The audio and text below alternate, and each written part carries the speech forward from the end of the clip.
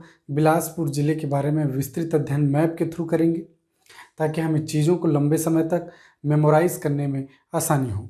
तो आइए देखते हैं बिलासपुर ज़िला। बिलासपुर ज़िले की अगर गठन की बात करें तो बिलासपुर ज़िले का गठन हुआ था 1861 में।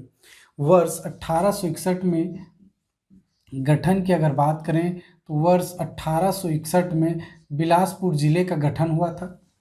इससे पहले बिलासपुर ब्रिटिश प्रांत का हिस्सा था। इससे पहले बिलासपुर ब्रिटिश प्रांत का हिस्सा था। ब्रिटिश प्रांत का हिस्सा था। इससे पहले बिलासपुर जिला ब्रिटिश प्रांत का हिस्सा था। साथ ही साथ अगर बात करें जिला मुख्यालय की, तो बिलासपुर जिले का मुख्यालय बिलासपुर ही है।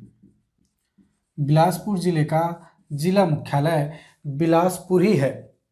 साथ ही साथ देखें तो बिलासपुर जिले अपने समीपवर्ती अगर जिलों की अगर बात करें, बिलासपुर के समीपवर्ती अगर जिलों की बात करें तो बिलासपुर अपने समीपवर्ती गौरेला,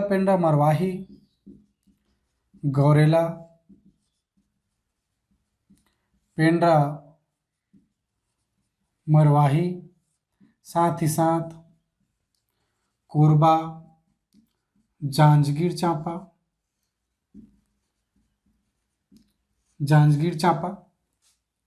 समीपवर्ती अगर जिलों की सीमा रेखा को स्पर्श करने की बात करें तो बिलासपुर अपने समीपवर्ती गौरेला, पेंड्रा, मरवाही, कोरबा, जांजगीर चांपा, बलौदा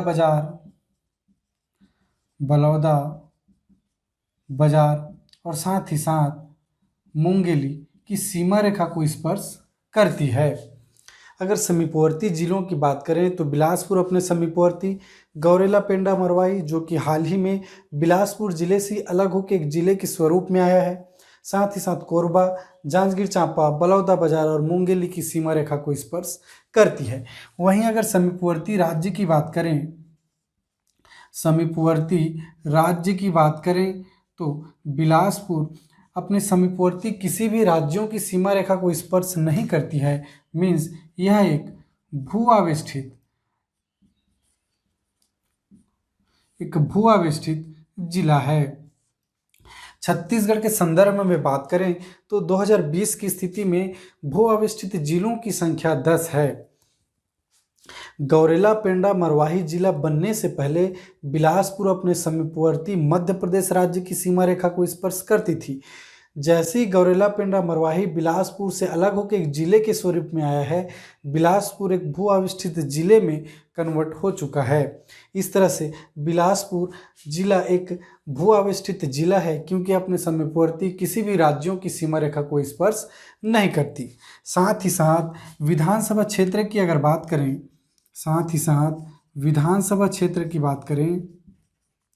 तो बिलासपुर क्षेत्र में अभी की स्थिति में 6 विधानसभा क्षेत्र हैं। जिसमें से देखें तो कोटा, तखतपुर, बिलासपुर, बिल्हा,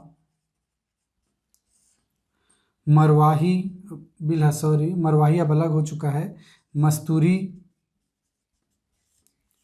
और बेलतरा।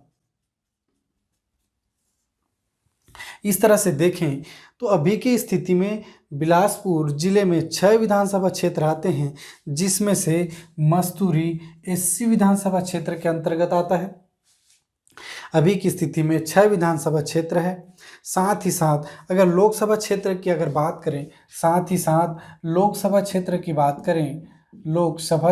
बात करें तो बिलासपुर एक लोकसभा क्षेत्र भी है, जहां से अभी सांसद अरुण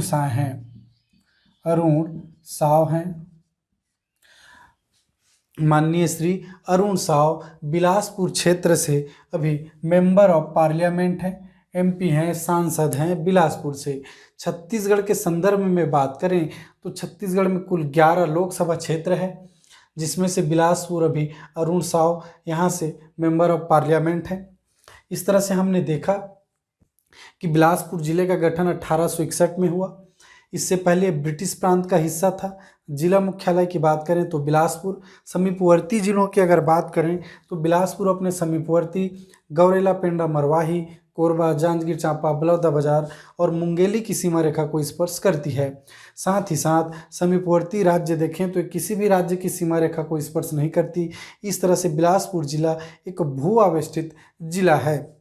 आगे अगर देखें तो बिलासपुर बिलासाबाई क्योंटिन माना जाता है कि बिलासाबाई क्योंटिन के नाम पे ही बिलासाबाई क्योंटिन के नाम पे ही बिलासाबाई क्योंटिन के नाम पे ही बिलासपुर जिले का नाम पड़ा और बिलासपुर को बसाने का श्रेय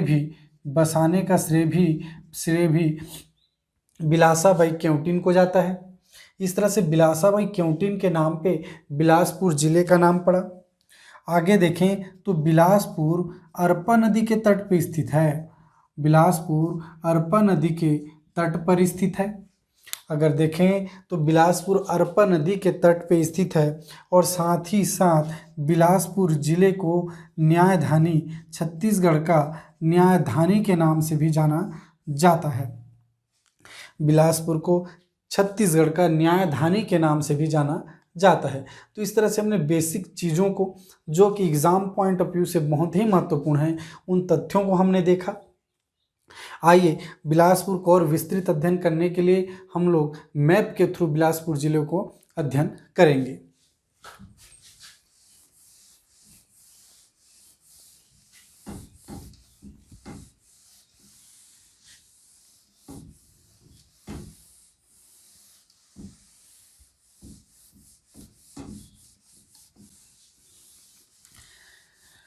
बिलासपुर ज़िले का मैप अगर बनाने की कोशिश करें तो कुछ इस तरह से बिलासपुर ज़िले को हम लोग रिप्रेजेंट कर सकते हैं।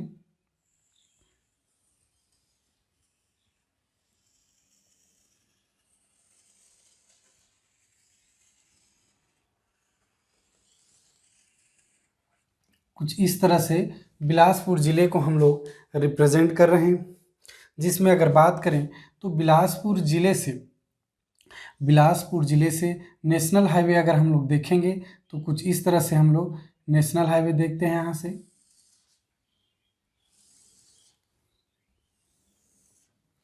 ये हमारा नेशनल हाईवे है 130A, जिसकी लंबाई की बात करें तो 105 किलोमीटर। उसी तरह बात करें तो ये नेशनल हाईवे 130 है, जिसकी लंबाई की बात करें तो 292 किलोमीटर। और साथ ही साथ इसकी अगर बात करें तो नेशनल हाईवे है 49, लंबाई की बात करें तो 196.6 किलोमीटर। यही हमारा नेशनल हाईवे 130 है जो अंबिकापुर ज़िले तक चले जाएगी। नेशनल हाईवे 49 रायगढ़ ज़िले, 130 देखें तो मुंगेली ज़िला, और ये हमारा आ ही रहा है बिलासपुर सिमगा से, बलौदाबाजार से। आगे देखें तो हमें अब नाम जगहों को अगर हम लोग इंडिकेट करना चाहें तो कई जगह हाईवे के अगल बगल मिलेगा, मगर हम लोग उसको स्टडी पॉइंट व्यू से, ताकि हम उन चीज़ों को लंबे समय तक याद रहे, इसलिए हम उन जगहों को कहाँ पे ले आएंगे, नेशनल हाईवे पे ला के याद करने की कोशिश करेंगे। तो अगर देखें तो ताला गांव मिलेगा, हमें बिल्हा मिलेगा, ताला गांव, बिल्हा, हिर्री, बोदरी,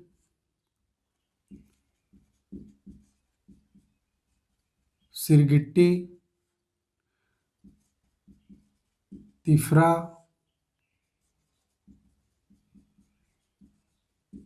बिलासपुर। आगे चले जाएं तो लाल खदान, आगे अगर देखें तो लाल खदान, सिलपहरी नामों को कुछ इस तरह से लिख लें इधर, सिलपहरी, दगोरी और मस्तूरी। सिलपहरी, दगोरी, मस्तूरी। मस्तूरी से अगर नीचे चले जाएं तो हमें मिलेगा मल्हार, चिल्हाटी और बूढ़ी खार। इन नामों को हम लोग अच्छे से याद कर लेंगे ताकि इनसे जुड़े हुए तथ्यों को याद करने में हमें बहुत ही आसानी होगी। तो सबसे पहले हम लोग इन नामों को याद करेंगे और इनसे जुड़े रिलेटेड फैक्ट्स को हम लोग जानने की कोशिश करेंगे। आगे चले जाएं तो हमें मिलेगा रतनपुर। रतनपुर, यहाँ पे देखें तो लुथरा, सीपत, कोटा, बेलतरा इधर ही मिल जाएगा हमें, ले लें इसको बेलतरा। इसमें आगे बढ़ें तो कानन पेंडारी,